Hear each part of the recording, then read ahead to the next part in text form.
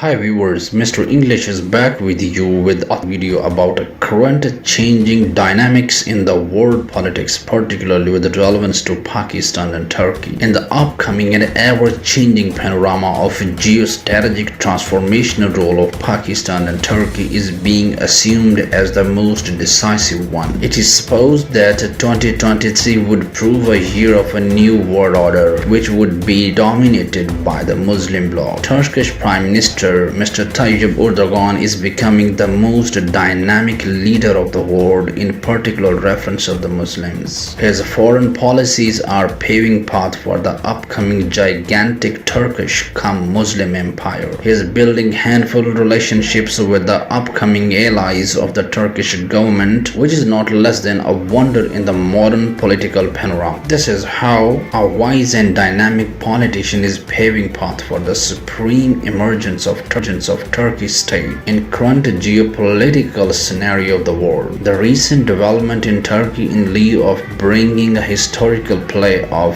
Dirilius Ertugrul on air both around the Muslim countries is an envisaging paradigm shift in mind-making phase of the courageous members of the Muslim Ummah, which would certainly prove a lighthouse of hope for the Muslim world in future. Turkish Prime Minister is forming strategic relations with Pakistan, Japan, Russia, Germany, Indonesia, Malaysia, China, and many others, especially in Central Asia, in order to build a concrete Muslim bloc in the upcoming geopolitical scenario. By 2023, Turkey will definitely emerge as a Muslim leader across the world, whereas the inevitability of the Pakistan in the same transformational phase could never be overlooked.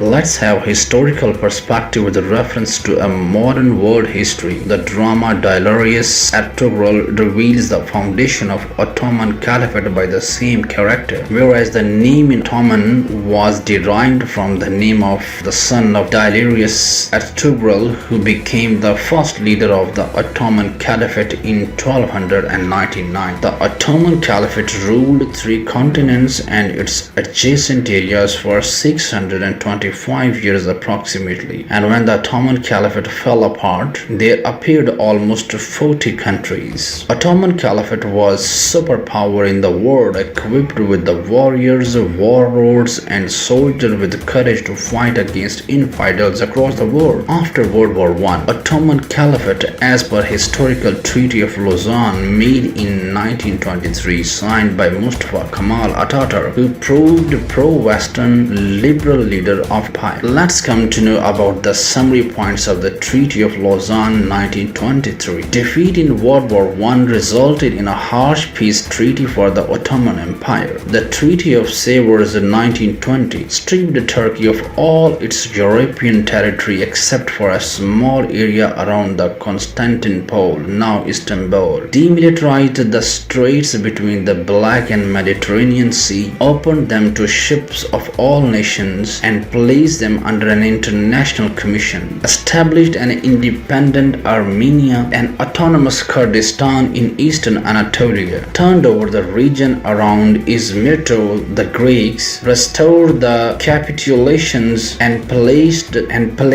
Turkish finances under foreign control. By separate agreement, some parts of Turkey left to the Turks were assigned to France and Italy as spheres of influence. Unlike the other nations on the losing side in World War I, Turkey was able to renegotiate its treaty terms. This was the result of the decline of the Sultan's power, the rise of the nationalists under Mustafa Kemal Atatürk, and the defeat of the Greeks' attempt to expand their power in Turkey. The later development placed Turkish forces near British troops in the area of the Straits and led to an armistice at the Madinah in October 1922, at which the Allied powers restored Constantinople and called for a peace convention to renegotiate the terms laid down at Sevres. The Allies invited both of the contesting powers in Turkey, the Sultan's government and the nationalists under Kemal, to a conference at Lausanne, Switzerland. This participated Kemal's decision to separate the position of Sultan and Caliph, abolishing the former, exiling Mehmed, giving the residual powers of caliph to his cousin Abdülmecid II. Thus, when conference at Lausanne began in November 1922, Kemal's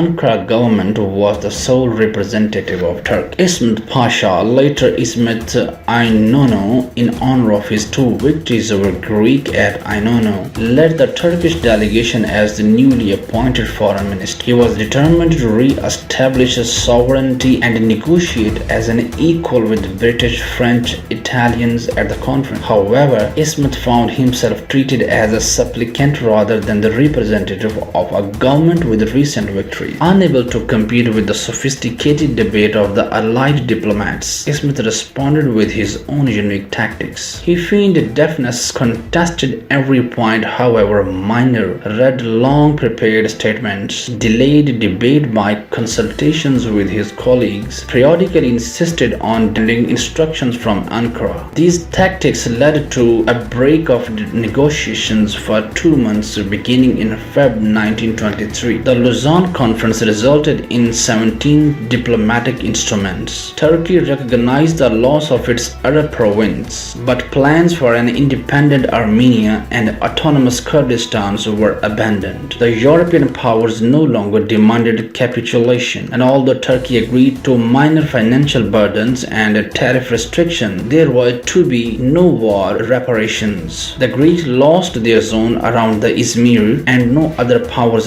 retained zones of influence. Turkish territory in Europe expanded, but the control over Mosul in Iraq and Alexandria in Syria remained with the British and French respectively. Finally, the conference recognized the Turkish sovereignty over the strait, although there were some concessions in the form of demilitarized zone and an international commission to supervise the transit through the straits. In short, Ismet achieved virtually all the nationalist Turkey under Kemal Pasha's leadership as per his desired plan. This was the brief of the historical aspect of the Turkish Empire. Here we go with the emergence of the Turkish Empire after passing deadly 100 years. On July 15, 2016, there was a rise of the martial mutiny in Turkey, which was brutally put down by the people of Turkey. People laid themselves in front of the tanks of the military, and even they ruined the military takeover the Turkey. Whereas this mutiny by military was triggered by United States of America and its European allies. The USA and the Western Bloc wanted to set rule of the military in Turkey prior to 2023 under the umbrella of their chosen people to the government, but their dream could not be materialized because of the power, dedication, and the will of the Turkish people. They wanted to establish foundation of a democratic order in Turkey, not the martial law during those years of mutiny. In Turkish Empire, the Western media was covering the conspiracy triggered by the USA and its allies. They were envisaging that the military will rule over the country and none can withstand the powerful emergence of the military rule in Turkey, but all in vain. Finally, Mr. Tayyip Erodgon emerged as a democratic leader of the people of the Turkey. He proved himself the true and set the fortunate foundation of a democratic political order in the country. People of Turkey and their leader Mr. Tayyip Erodgon received acknowledgements and congratulations across the Muslim world. It was a decisive moment for the upcoming major threats to the Turkish Empire, which were nipped in the bud by the Turkish people who proved themselves the true warriors and the legacy owners of the great Muslim dynasty. Major developments after 2023 would be as follows. First, restoration of the then territorial jurisdiction in 1923. Second most one is the hosting of the Mecca and Medina, which was entitled to the Ottoman Empire. Hopefully, they would be honored to celebrate the restoration of the Ottoman Empire that fell apart 100 years ago. These could be the major developments after 2023. The recent development of which Mr. Tayyip Erdogan and Imran Khan are looking forward is the establishment of an English TV channel just like BBC, CNN and Al Jazeera, so that the Muslim world could push back the international Western Jewish media in their war of propaganda, with the help of which they always try try to change the opinion of the innocent people of the Western country. Let's talk about the upcoming alliances of Turkish Empire. First of all, there could be the least possibility of the alliance with Saudi Arabia with Turkish government, because Saudis are of the view that the Turkish government would deprive them of the hostage of the Mecca and Medina, which is the most sacred entitlement on the behalf of the Muslim Ummah. The next upcoming great alliances of Turkey would be as follows: Turkish-Qatar alliance, Pak-Turk alliance, Sino-Turk alliance, CAR-Turk alliances, Iran-Turk alliance, Russian-Turk alliance.